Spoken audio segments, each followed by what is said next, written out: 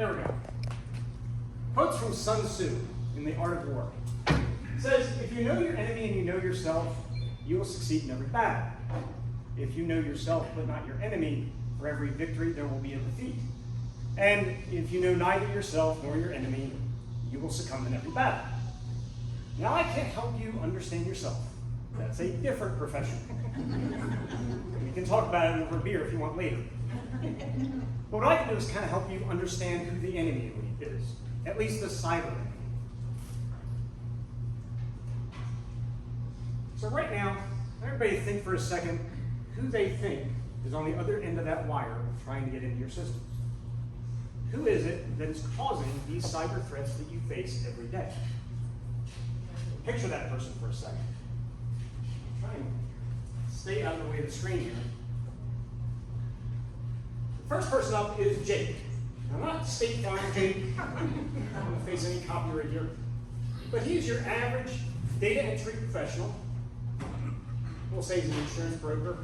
He's married, he has a couple kids. For the most part, he tends to keep to himself. Why is Jake a threat? Now, right off the bat, you may think, okay, well, he may click on the wrong thing or go to the wrong website. And yes, that is true.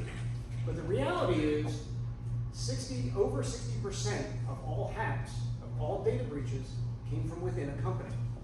So if you're not in tune with your employees, what their financial stresses are, what their emotional stresses are, there may be an opportunity to lose that data internally. And I'll talk about that here in a second as well. Now, actor number 2, we're going to call Melissa. Now, Melissa, she's a senior up at Croom's Academy.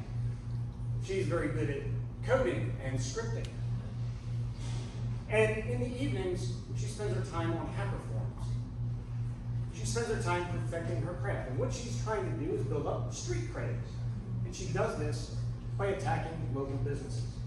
Just for opportunity, just to say she's done it. She's a threat because you're local. She may see your business online. She may see a business card. She may see somebody else mention it. And that's really the only reason.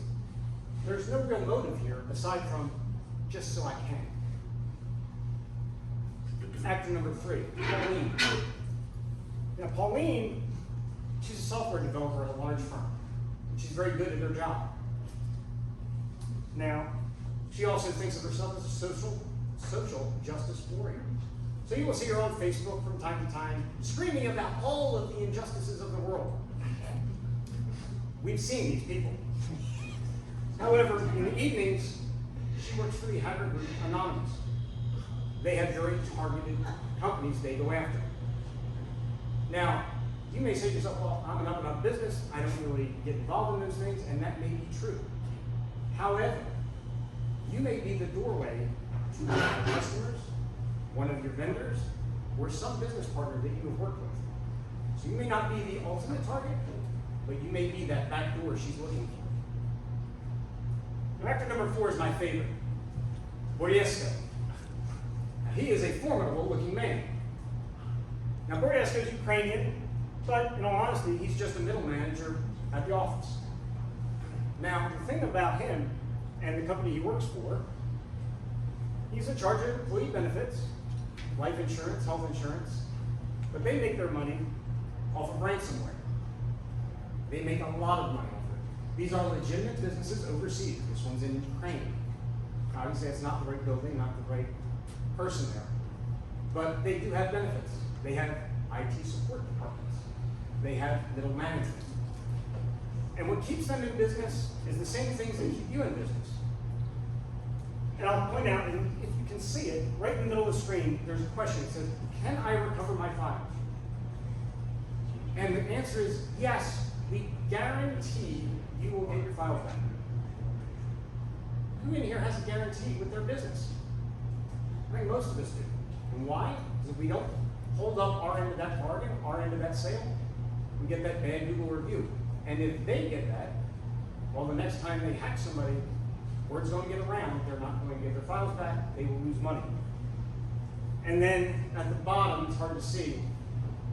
In this case, it's only $300 to get those files back. Who in here wouldn't drop that if all of your systems suddenly locked up at your office immediately? We'd all drop that pretty quick because they understand the price point. Too high, you don't pay it. Too low, it's not worth it. A couple of quick facts and I'll wrap this up. Like I said, in 2016, CompTIA said 68% of all data breaches came from within the company. But that number has been decreasing rapidly over the past couple of years.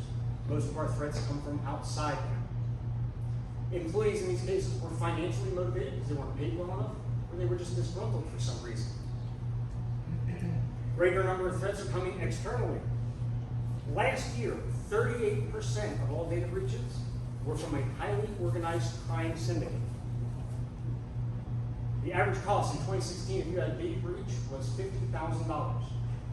If you were a small business this year, the average cost is $1.5 million. If you were a large enterprise, that number jumps to over $7 million. And the reality is, a lot of business owners and managers don't understand the repercussions and the requirements you face when you have a data breach. So, if you have questions about this, and I'm sure a lot of people do, let's have a chat. Thank you very much. I appreciate your time.